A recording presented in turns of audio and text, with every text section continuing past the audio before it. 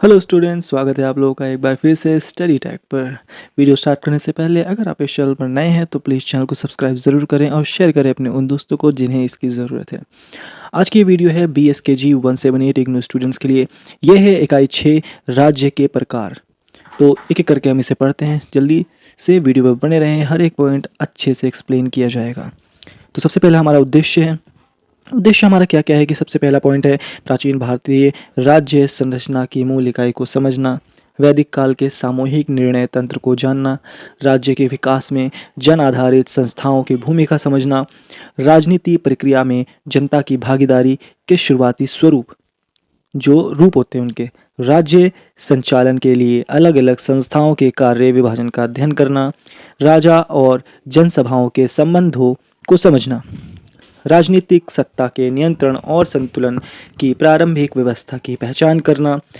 और 8वां पॉइंट है सभाओं और समितियों की कार्यशैली के अंतर को समझना, प्राचीन शासन में सामूहिक नेतृत्व और सलाह प्रणाली की भूमिका जानना।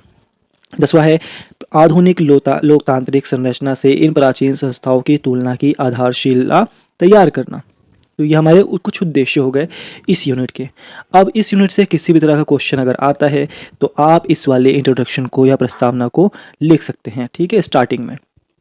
तो मोटा मोटा हम इसे थोड़ा सा पढ़ लेते हैं कि वैदिक काल में राज्य की संरचना आज के राज्यों जैसी नहीं थी, ठीक है। समाज के समझदार और अनुभवी लोग मिलकर राज्य के महत्वपूर्ण मामलों पर चर्चा करते थे और सामूहिक निर्णय लेते थे। इनका काम प्रशासन, न्याय, सुरक्षा और सामाजिक व्यवस्था को संभालना था, जिससे राज्य अधिक संतुलित और न्यायपूर्ण बनता था, है ना।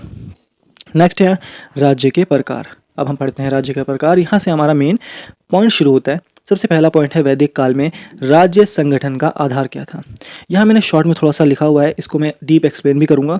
जैसे हम इसे पढ़ते हैं पहले कि शुरुआती समय में राज्य जनता के समूह और सामूहिक बैठकों पर चलता था। यानी कि वैदिक काल में जो राज्य किसी एक व्यक्ति पर नहीं चलता था, यानी कि कोई एक व्यक्ति नहीं चलाता था राज्य को, समाज के लोग मिलकर शासन चलाते थे। ये समय ऐसा था जब सत्ता का आधार जनता थी और फैसले सामूहिक रूप से लिए जाते थे, ठीक है। आपका ये पॉइंट क्लियर हुआ।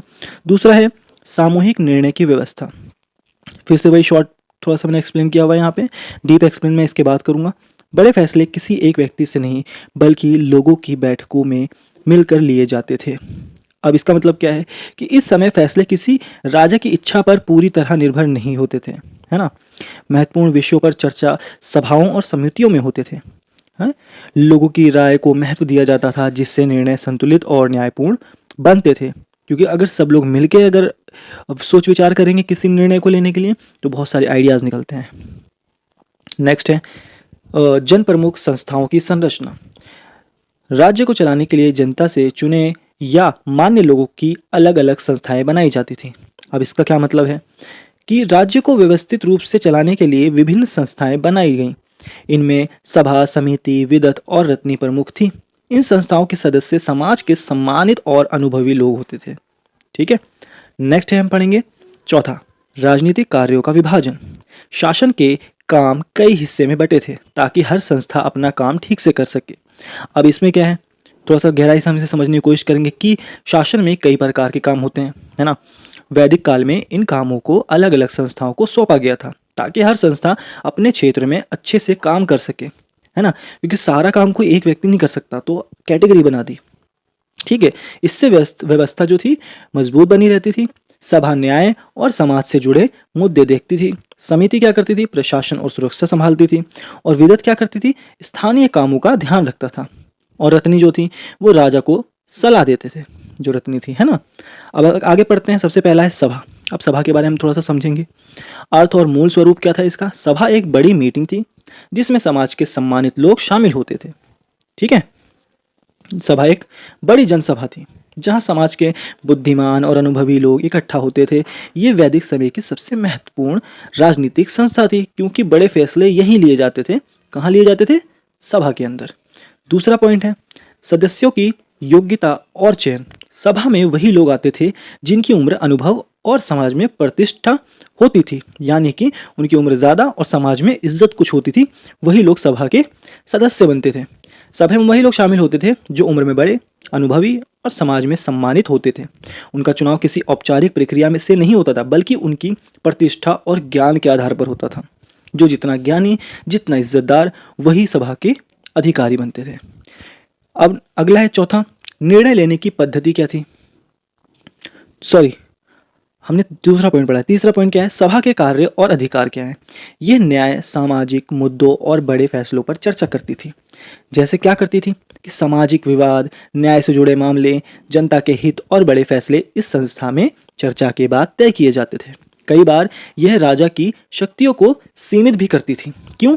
क्योंकि इस सभा में इनके निर्णय लिए जाते थे, सिर्फ राजा इसका फैसला नहीं कर सकता था। चौथा पॉइंट पढ़ेंगे हम, निर्णय लेने की पद्धति कैसी है। सभा में खुलकर चर्चा होती थी, है ना। सदस्य अपनी बात रखते थे और फिर सामूहिक राय से फैसला लिया जाता था। इससे निर्णय महत्वपूर्ण और न्यायपूर्ण संतुलित बनते थे। ठीक है। पांचवा पॉइंट है हमारा, सामाजिक राजनीतिक भूमिका। सभा समाज को दिशा देती है, ठीक है, और राजा को सलाह भी देती थी। जो समाज है, सभा समाज को दिशा देती है, सभा जो है, ठीक है, सभा समाज की दिशा तय करती थी और ये सामाजिक मुद्दे भी दखल देती थी। मतलब कि सामाजिक मुद्दे में भी दखल देती थी। कौन देती थी? सभा देती थी। और राजा को सलाह देकर राज्य को मजबूत बनाती थी। कौन बनाती थी? सभा। ठीक है। नेक्स्ट है समिति।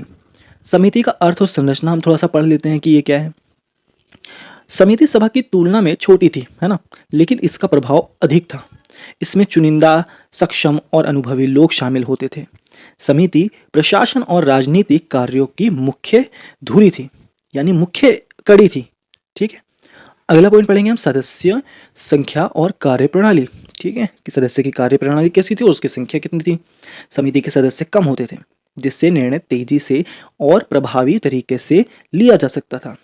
ठीक है, जो सदस्य थे वो कम होते थे, यहाँ पे कम थे, और इससे क्या होता था, जिससे निर्णय तेजी से और प्रभावी तरीके से लिया जा सकता था। इसका काम व्यवहारिक और प्रशासनिक समस्या को हल करना था। ठीक है ना। तीसरा पॉइंट क्या है, राज्य प्रशासन में भूमिका। समिति कर वसूली, प्रशासनिक निर्णय, सुरक्षा व्यवस्था और सेना जैसे महत्वपूर्ण मामलों को संभालती थी। राजा की अधिकांश नीतियां समिति की सहमति से लागू होती थी। ठीक है, समिति इतना काम करती थी।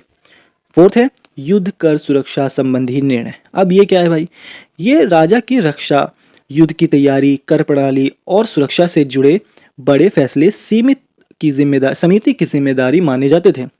ठीक है ना, ये समिति की जिम्मेदारी थी ये सारी चीजें। ये राज्य की स्थिरता की मुख्य संस्था थी। ठीक है, राज्य को स्थिर बनाने के लिए, स्थिर मतलब मजबूत बनाने के लिए। पांचवा पॉइंट है राजा पर नियंत्रण की व्यवस्था।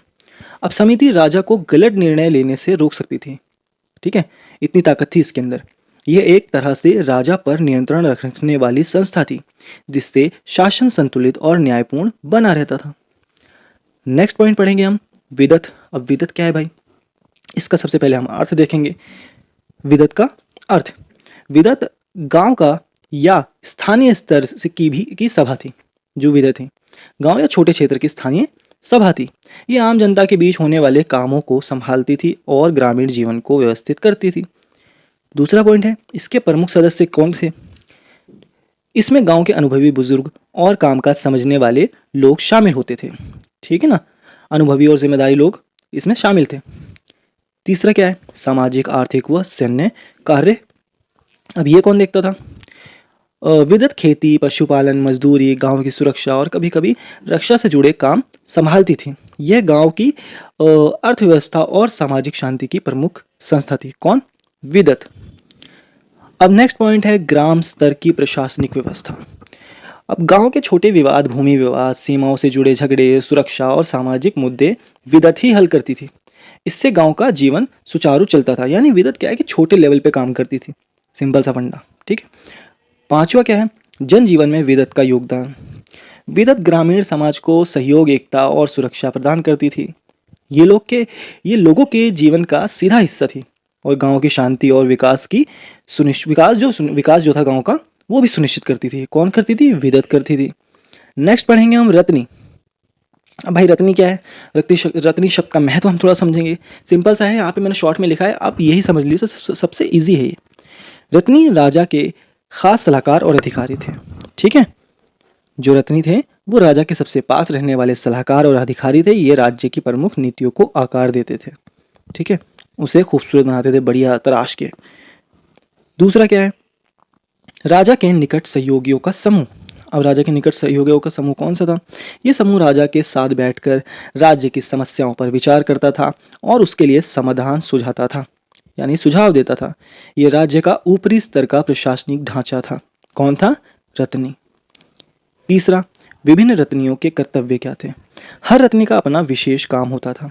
जैसे कोई सेना देखता था, कोई खजाना, कोई न्याय और कोई प्रशासन। इससे राजा का काम आसान होता था। चौथा है, शासन चलाने में क्या भूमिका थी रत्नी की?